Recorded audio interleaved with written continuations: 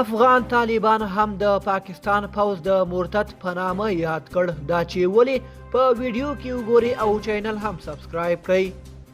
په افغانستان کې واکمن طالبان وایي چې د پاکستان مرتد پوځ بیا د ختیځ ولایت کونړ په سرکان ولسوالۍ باندې برید کړی دی.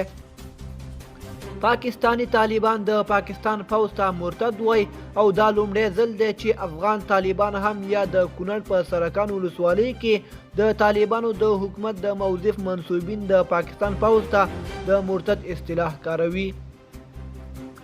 د اسلامي شریعت د حکم په اساس د مرتد یعنی دین پریښودونکي وژل جواز لري او د پاکستان د پوځ لپاره د دې اصطلاح کارول وروسته له هغه پیل شول چې هغوی د 2007 کال د جولای په میاشت کې د پلازمینې اسلام آباد په زړه کې په سره جومات لال مسجد او حفصه مدرسه باندې بمباري وکړه او د دیني علماو ګڼ شمېر نارینه او ښځینه طالبان یې ووژل.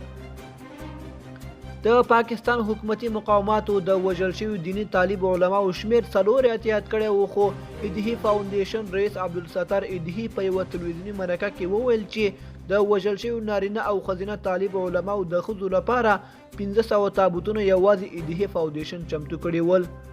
په یوه ویډیویي کلیپ کې چې په ټولنیزو رسنیو خپور شوی یو طالب وایي چې مرتد پوځ په کونړ باندې برید کړی او له خلکو نه یې د دعا غوښتنه کړې ده. دوستانو زموږ د نن ورځې خبر تر همدې ځایه و. تر بیا ښه وخت.